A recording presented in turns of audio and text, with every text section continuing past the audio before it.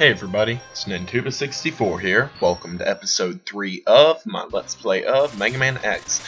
We're going to start this we're going to start this episode off by taking on Spark Mandrill, one of the few Mavericks whose stage is actually affected adversely by beating another Maverick stage first, because as you can tell, it gets dark, and that is due to the fact that I believe it's from the fact that we've already beaten Storm Eagle. I might be wrong. It might be from another Maverick that we've beaten, because as you guys know, I generally take them on in the same order. I don't have much experience with fighting him before Storm Eagle. That's just because I have my preferred way of fighting. Now, at the very beginning of the level, you had to just fight a series of gunbolts. Then when you got down here, you were fighting the Hotarians, which were the enemies that are flying at you and are really hard to dodge unless you just know to shoot, and the Flamingos. Now, by this point, you will be getting to the halfway boss. I believe it's called like the Thunder Jelly. You can just wait down there whenever he shoots down the gel, because it will stop you from moving. And I don't actually know why I'm using the Storm Tornado. I really think I should switch, so that's what I'm gonna do, and just make him eat lead. He is a mini boss, and the main difference between mini bosses and bosses is mini bosses do not have invincibility frames after they're hit, so you can just shoot them as fast as you want. Whereas if you're fighting a boss without its weakness, I highly suggest using charged shots. Now you just want to avoid the turning cannons. I believe that's what they're called. And the something roadsters. See, I take your comments, people. I know use technical terms, or use the official names, not really technical. I don't think Roadster is. I love the name of this enemy though, it's the Mega Tortoise. And in order to get the heart tank of this level, you want to boost jump off the wall and get up there and grab it. Now, this level, it's fun. It's not my favorite in the game. I just really don't like the fact that they make it dark. It's kind of a cheap thing to do. I mean, in some they do this in other Mega Man games, like in Mega Man, which one was it? Either way, it was, wow, I can't remember. I believe it was Quickman's stage in the first Mega Man, right before the segment of falling, when they made the power go out, and you had to fight those guys who threw the fire at you. I was okay with that due to the fact that it was at a specific part, and defeating a certain enemy would make it, or would cause them to come back on. And now that we are approaching the boss, Spark Mandrill, who, something I learned recently was, he was actually a part of the same battalion as X. You know, in the lore of the Mega Man universe, they were both part of the 17th Battalion. And in order to fight Spark Mandrill, you just want to use Chill Penguin's weapon, because the person who we fought at the end of the last episode, Maverick, was Flame Mammoth, and Chill Penguin was weak to him, so we're starting at Chill Penguin's boss weakness again. And as you can tell, I'm stun locking him by shooting him right after he becomes unfrozen. That makes this battle a cinch. Now, for defeating Spark Mandrill, you will get a weapon. I don't know why I said that. It's kind of understood you get a weapon for beating him, because, you get a weapon no matter who you beat, as long as it's a level boss. Unless it's a Sigma stage. I'm being really quite stupid right now. So, how are you guys doing? Right now, I am recording this at 4 p.m., and I don't know why I'm saying this. Oh yeah, I know why I'm saying this, because I suck at coming up with stuff to talk about. Damn Yankees. Nah, I don't watch baseball. Now, for the next the next stage we're taking on, we are going to fight Armored Armadillo. Armored Armadillo is a boss who isn't very difficult, but it is incredibly helpful having his weakness, because there is a certain attack which, if you haven't used his weakness on him already, he will become invincible. So, starting off this stage, which is actually a really quick one. I enjoy it. It's good for farming lives and sub-tank energy before the last Sigma castle, even though you can do that. Like, if you have are participating in the Sigma castle, and you lose all of your sub-tanks and just die, you can come back here to farm them up real good before you enter it again. Now to get the sub-tank, it's down there, and these enemies, I don't really care about beating this one due to the fact that, well, it wouldn't stop anything, but I'm going to show you how to just use Flame Mammoth's weapon. It's very useful. And these are the last two items in the entire game where having the head upgrade is useful. They're items that can be dropped by normal enemies. That's why I'm so annoyed that the head upgrade... They need to make all the upgrades more useful. Well, not all of them, just the head upgrade. Now, just avoid the metals and the batons. Yes, that's their real name, Baton. Or Batbot. I don't remember. Really need to get my crap together before I record. But you just want to defeat them and get on the sled. Actually, in this level, you get another power-up, but it's not till actually after you've beaten every other enemy. Not every other enemy. After you've beaten every stage and have full upgrades on everything except that upgrade. Wow, I really need to use a thesaurus. Now, for this one, you actually do need to defeat it because it is very difficult to get a certain heart piece if you haven't beaten it and gotten in front of it. Now, if you want to speedrun, you can actually fall right in front of it, but I don't suggest trying that due to the fact that its swinging arm is a one-hit kill, so it is quite difficult. Now, if you want to get on the last sled of the level and have the time of your life.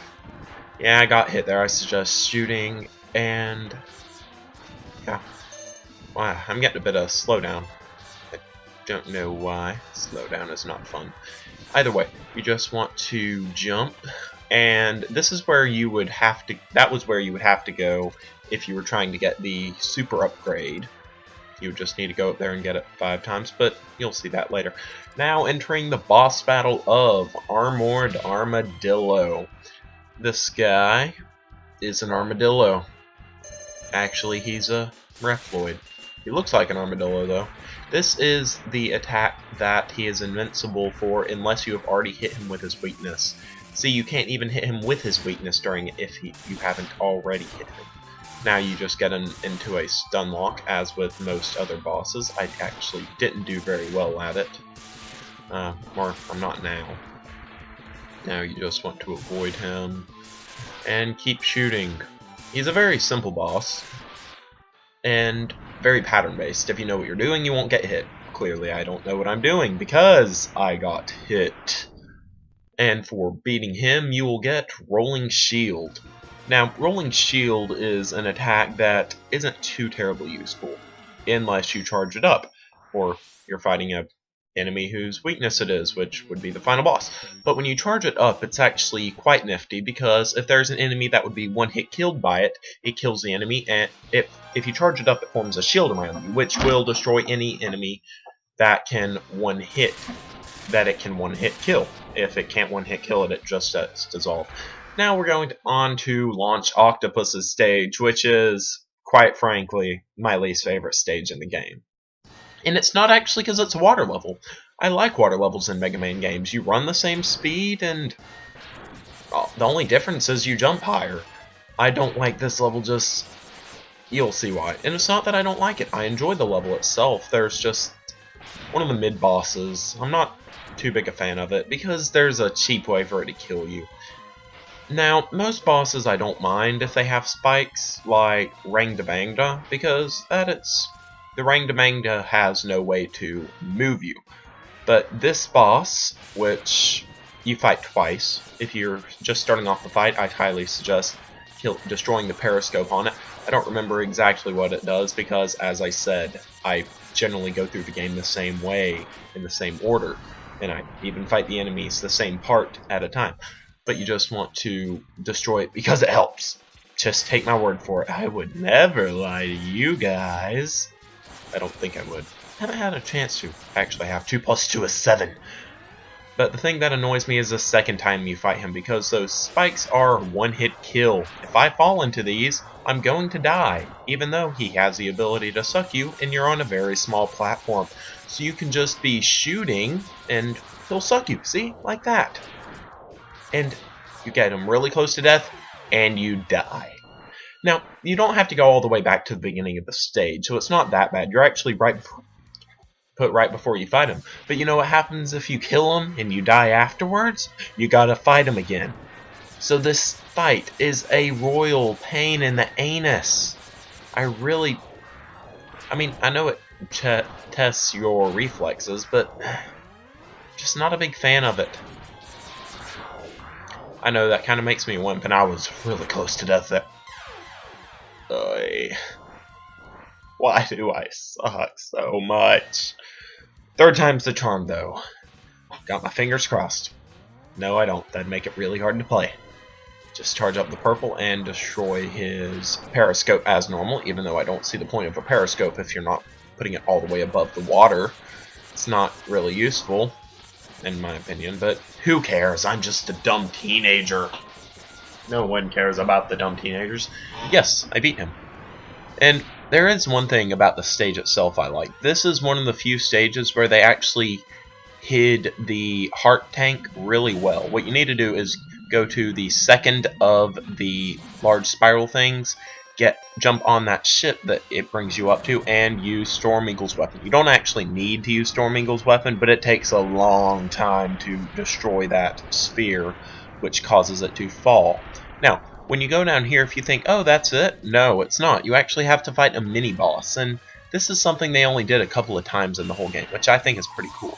Now, to fight this guy, you're going to want to get on his back and shoot him, and whenever he turns around, just jump onto the other side. Hopefully I can beat him before he gets to the ceiling, but I don't think that's going to happen. So, he can be damaged from either the head or the tail, but only the end section on each, as you can tell. Because Mega Man has the nifty little thing of, when you damage an enemy, it turns white. Sorry about that. And apparently this guy opens his mouth. That's odd. It's like, someone's stabbing me in the face. I'm gonna open my mouth. Maybe it was screaming. But it's underwater. I don't really see how it can scream underwater. And what is Mega Man made of to keep him from rusting? Is it some super alloy? I don't know. But either way, after you really butthole move game, putting the large energy tank in the spikes when I really need it. But just get the heart tank at the very edge, and you'll have to go out the same way you came in. I really don't want to die at this point due to the fact that, as I said, that one boss is really annoying, and I'm not too big a fan of this guy, which we're actually about to fight again. Except this time he's more simple because, as you can tell, whenever he comes on, he actually comes out of the soil, you know, and he goes back in, so he's much easier to dodge now, and he's very predictable. It does take slightly longer because you can't get as many hits off of him, and apparently I say he's easy to dodge, but I still suck. But so it does take longer, but the battle itself, in terms of what are the chances of me dying during this fight, it is lower. And I don't know why I didn't just shoot him. Apparently I'm blind! And you just want to always be shooting him, and charge shots are best when just jumping up, but just hammer on him after that because he doesn't get very many invincibility frames. After he beats him, just grab the energy and continue on with the level. There isn't much of the level left, just more of these really annoying enemies that try to suck you up. They don't actually do any damage. They're just annoying. You can't really die against them because when they suck you up, they don't do damage. The only way to get damaged by them is if they don't suck you up. Now we're entering the boss, which is Launch Octopus. Launch Octopus is, in my opinion, one of the more annoying bosses in this game. Not really difficult, just takes a while. you'll just want to, as normal, use his weakness against him, which is Rolling Shield. I'm confident in not dying during this fight. I just will take a bunch of hits. I think I'm going to use a sub-tank. Should I? I don't know. Should I use a sub-tank? I'll risk it. So, what you want to do is just don't die. Okay, now that we have the basics, here's how not to die. Don't get hit. Actually, I really should use a sub-tank. I'm gonna do that because I don't want to die to a simple boss. Maybe frustrating. That doesn't give me any right to die to him. And another annoying thing, which if I've beaten... There's a boss, if I'd beaten at this point, I would be able to use his weapon on it and destroy Launch Octopus's tentacles, so he couldn't do that attack in which he goes up and down the screen. The reason I don't attack him during that, and that makes that attack so annoying, is he has invincibility during it, and I ran out of energy for that, so I'm just going to shoot him, and it's going to be close. But I win, and Launch Octopus bites the dust. And from that, we will get Launch Octopus's weapon. Because you don't get someone else's weapon when fighting an enemy. You get that enemy's weapon. Because that's how Mega Man works. And I think I'm going to cut this episode off here.